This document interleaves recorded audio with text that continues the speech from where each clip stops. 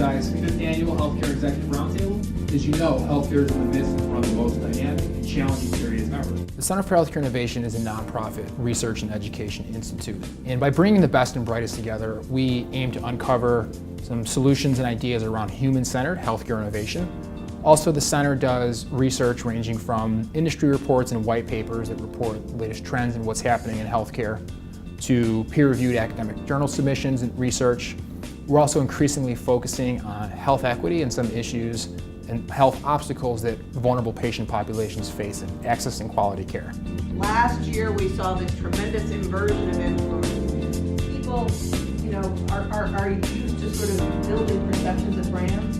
The biggest way to make a difference is to help them understand that we are all working in this together.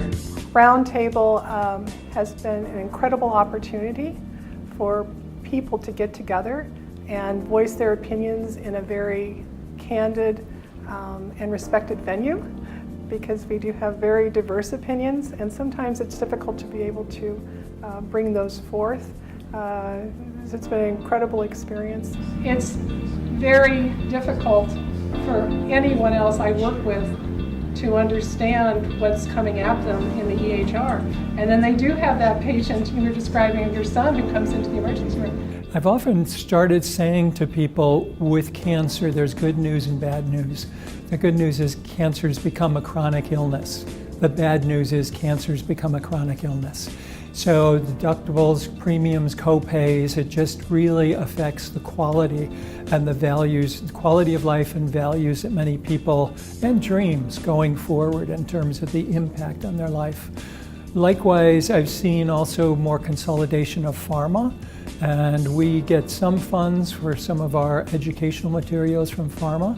So as a nonprofit too, our bases, we have to differentiate a little more in terms of all our services are free, so we have to find resources to provide those.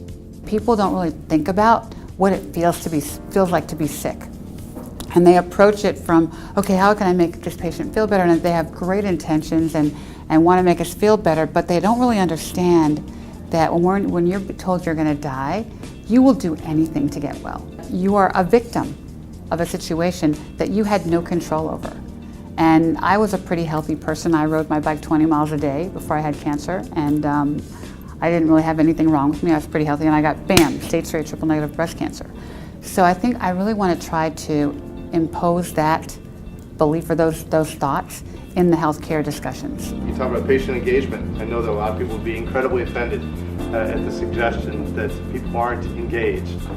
Type 1 diabetes is, I'd say, a whole life sort of disease. And I don't just mean from a chronological standpoint. I mean it affects the way a person lives and in fact his or her family. And so as we focus on how to help people do well with this disease, we obviously need to think about the financial burden. We also need to think about how a person can lead an informed life, aware of the challenges and aware of the opportunities to help that person do better.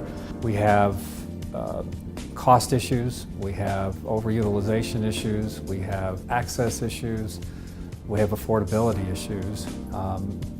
And there's no shortage of innovation, but is there room from a fiscal perspective for all of the innovations that continue to come on the scene? We need to understand, what does each member want to achieve in their health aspirations. Through the ACA, there was a push for electronic medical records, but it wasn't a common platform agreement. Some of the challenges facing the stakeholders that I work with, I think, is the fee-for-service system, which we've been talking about today quite a bit. It really does put incentives in the wrong places, especially in an area like healthcare. So getting to reimbursement mechanisms where it's really looking at outcomes and what patients prefer.